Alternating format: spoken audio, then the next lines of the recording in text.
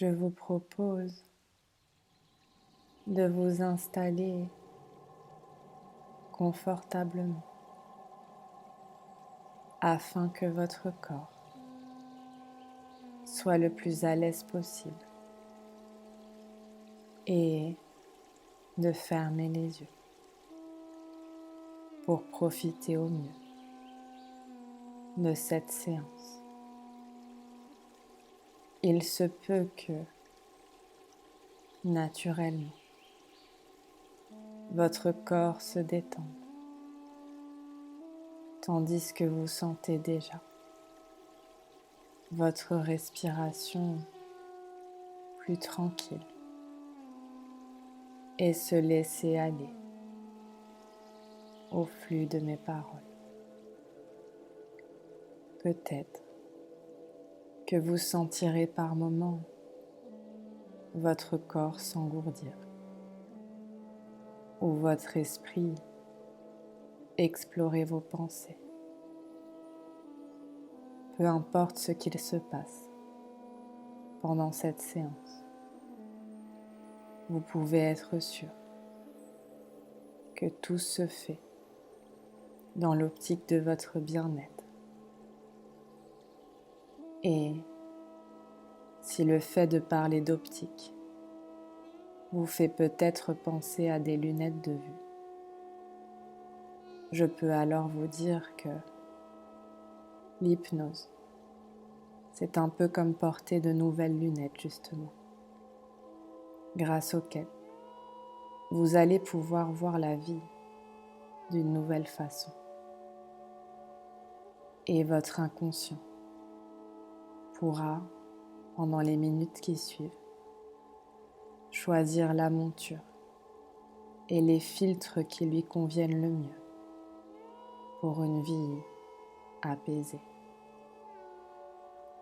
Je ne sais pas ce que représente l'apaisement pour vous. Peut-être qu'il s'agit d'une forme de liberté ou d'un sentiment de relaxation au quotidien, ou encore de simplement pouvoir vous imaginer ou vous laisser transporter dans des endroits qui vous font du bien, comme si vous pouviez entendre au loin le train rouler sur les rails. Vous savez, qui fait ce bruit si particulier, qui nous amène parfois dans une sorte de contemplation, voire même de méditation. Ce train qui roule et qui peut-être même vous berce, comme cette séance d'hypnose qui déjà agit pour vous. Et peut-être qu'une partie de vous pourrait monter dans ce train qui s'arrête à votre station afin d'aller dans une merveilleuse destination,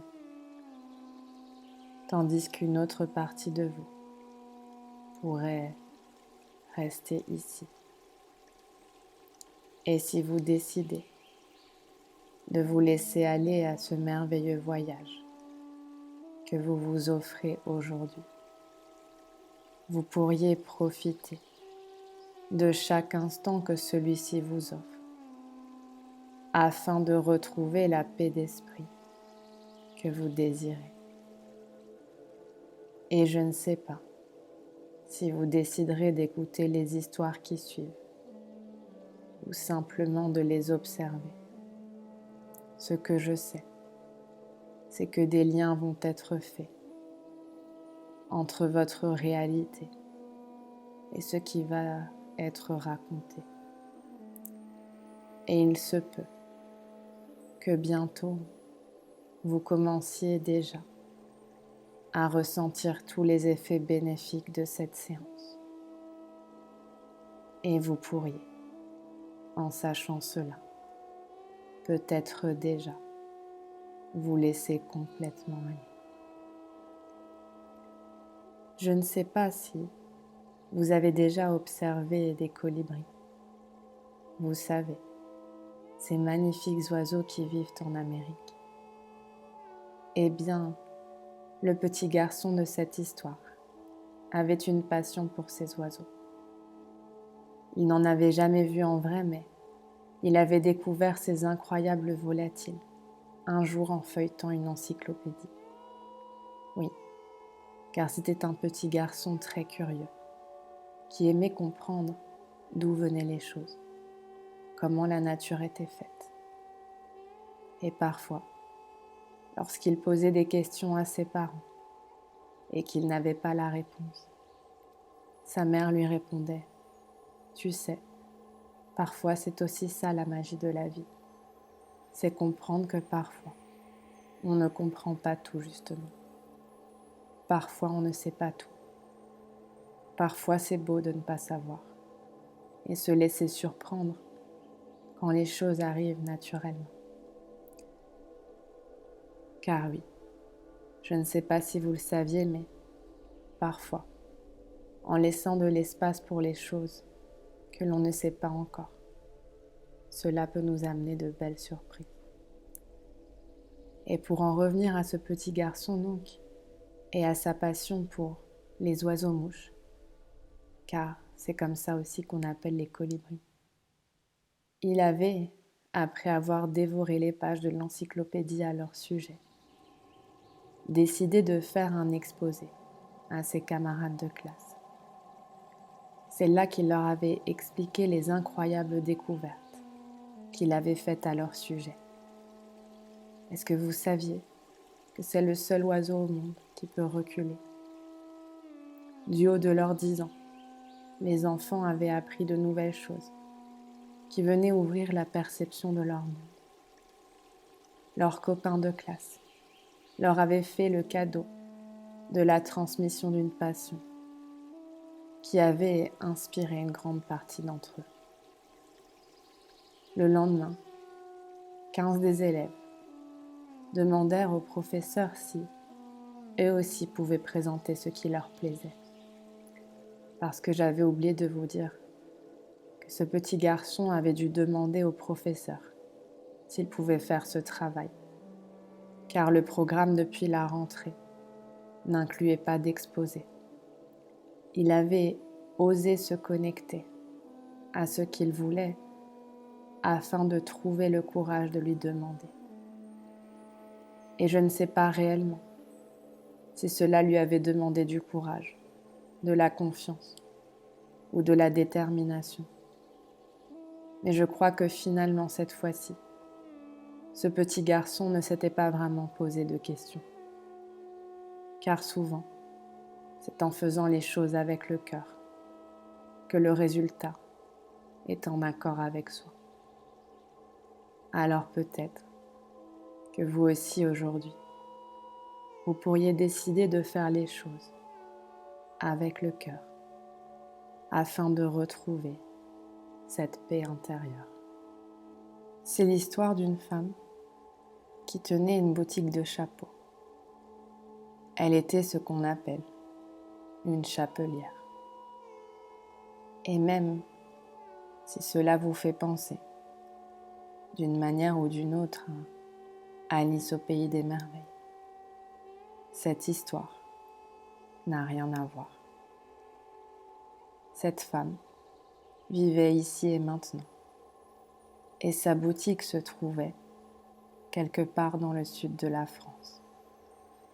Elle n'était pas originaire de là, mais lorsque son amie d'enfance lui avait proposé d'ouvrir un magasin ensemble, elle avait accepté. La vente, c'est quelque chose qu'elle connaissait. Sa famille avait eu aussi, à un moment donné de leur vie, plusieurs magasins de papeterie.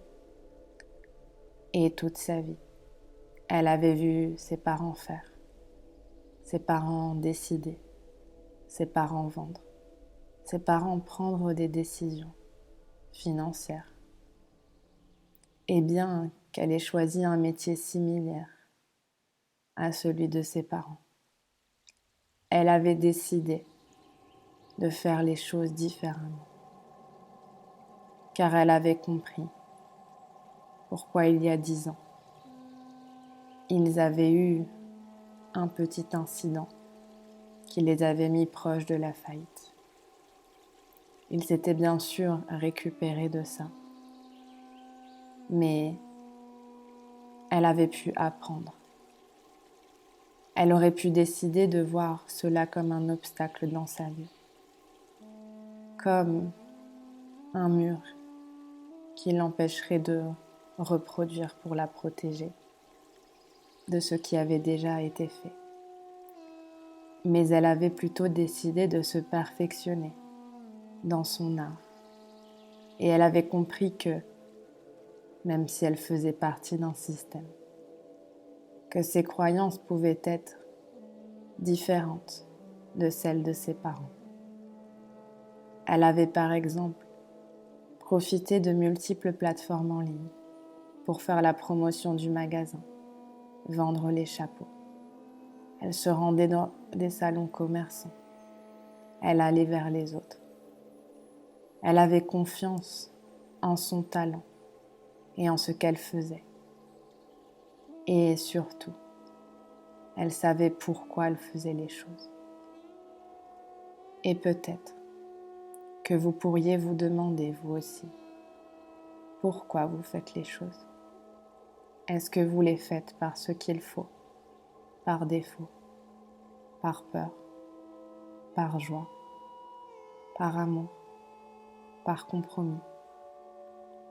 Car parfois, c'est en comprenant mieux pourquoi on fait les choses que le reste s'aligne et qu'on se rend compte qu'on peut aussi faire confiance en ses talents.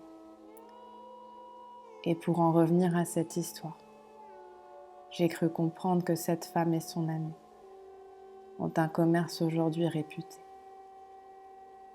Et je ne sais pas si le fait de comprendre qu'il existe de multiples formes de faire les choses peut vous amener à vous apaiser encore un peu plus.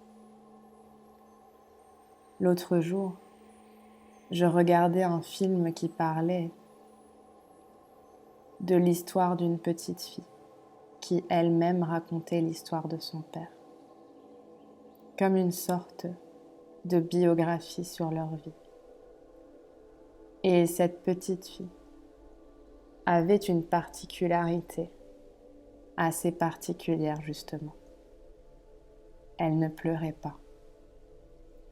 Alors, elle allait voir les gens et leur demandait de raconter leur histoire.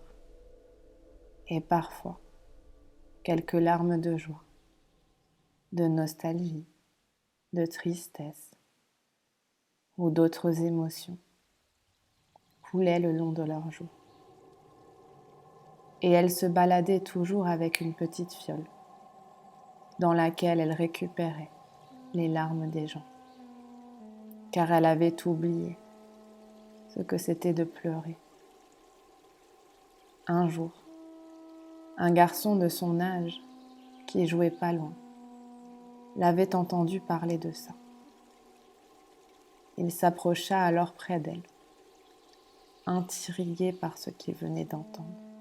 « Dis-moi, c'est bien vrai ce que tu as dit tout à l'heure? Tu ne sais pas pleurer ?» Et la petite fille lui répondait que c'était vrai, que depuis que sa mère l'avait disputée pour avoir pleuré un jour où elle s'était fait disputer par sa maîtresse, les larmes avaient cessé de couler. Et ce petit garçon lui dit « Mais je suis sûre que ta maman ne voulait pas que tu gardes tes émotions à l'intérieur de toi pour toujours. Je suis sûre que ce jour-là, elle était simplement de mauvaise humeur. Peut-être qu'elle-même s'était faite gronder par son patron ou que quelque chose lui était arrivé. Car je ne sais pas si vous le saviez, mais souvent, les réactions des gens sont propres à leur état intérieur. Et l'extérieur montré en est simplement le reflet. En tout cas, Ce que je sais, c'est que cette petite fille, ce jour-là, en entendant ces mots-là, et en comprenant ce qu'il s'était réellement passé, sentit une larme couler le long de sa joue droite. Elle sentit, comme si tout ce qu'elle avait eu à l'intérieur d'elle, depuis tous ces longs jours, parce qu'en fait, je ne vous l'avais pas dit, mais cela faisait seulement 1 mois qu'elle n'avait pas pleuré. Mais souvent, les enfants ont une notion du temps qui leur est propre. Et pour en revenir à cette larme donc, la petite fille eut la sensation d'une explosion de joie, de colère, de tristesse, se mélangèrent pour évacuer les émotions qui avaient besoin de l'aide. Et elle décida de garder la fiole des émotions qu'elle avait récupérées les derniers jours, comme un ancrage, pour se rappeler qu'elle avait le droit d'exprimer tout ce qu'elle ressentait. Et peut-être que vous aussi aujourd'hui, vous pourriez vous permettre d'évacuer les émotions qui ont besoin de l'être, afin de ressentir la paix intérieure. Imaginez-vous maintenant que vous avez différentes fioles, de la taille et de la forme que vous souhaitez. Chaque fiole est remplie de vos émotions, joie, tristesse, amour, colère. Toutes les émotions que vous souhaitez voir se contiennent dans ces fioles. Vous faites tous les changements que vous souhaitez pour vous aujourd'hui. Diluer, déverser, remplir les émotions qui ont besoin de l'aide afin de vous sentir plus en paix. À partir de maintenant, vous vous sentez bien, vous vous sentez apaisé.